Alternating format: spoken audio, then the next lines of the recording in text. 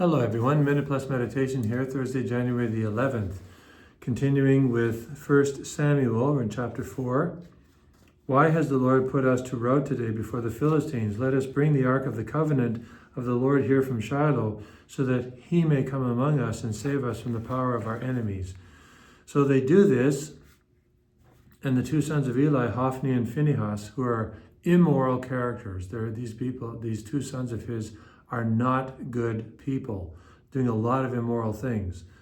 So they bring the Ark of the Covenant, and what happens? Well, you know the expression, God is not mocked.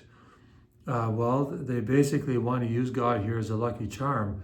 You know, if you get into the roots of this, the background, they were suffering for very clear reasons, you know, their sinfulness and their refusal to repent of their sins.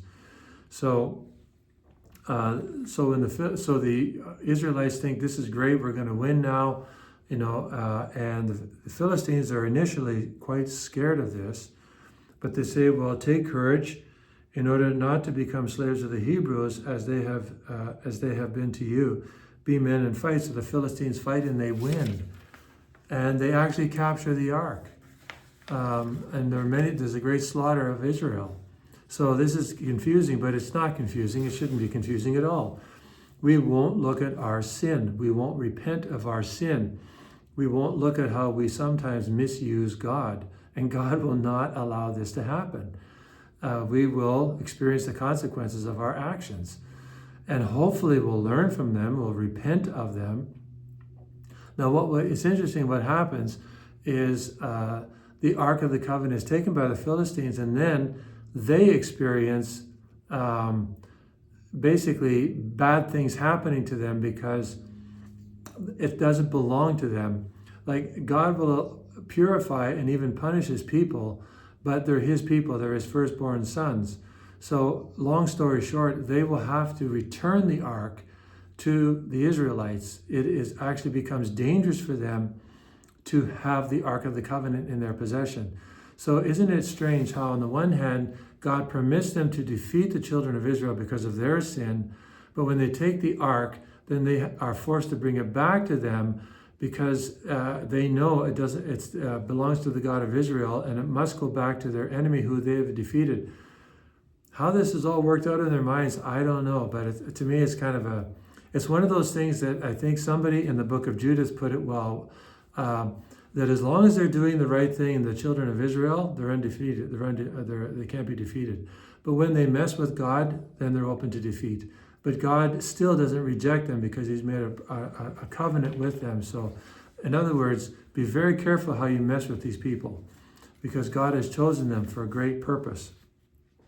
So there's a lot there, but I hope that is something for you to reflect on. Okay, so over to the gospel. And this is Mark chapter 1, verses 40 to 45. So a man with leprosy came to Jesus, begged him, and kneeling, the man said to Jesus, "If you choose, you can make me clean." Jesus, moved with pity, Jesus stretched out his hand and touched him and said to him, "I do choose, be made clean." Immediately the leprosy left him, and he was made clean. Jesus then tells him to go off and offer your cleansing, what Moses commanded, as a testimony to them. So again, it happened. That's level number one. Jesus actually cured him of his leprosy. He doesn't become unclean when he touches the unclean, but he cleanses the unclean. That's the power of Jesus. And so it is, long story short, 2,000 plus years later, as in our own time, people come with spiritual leprosy into the confessional. We've all experienced this.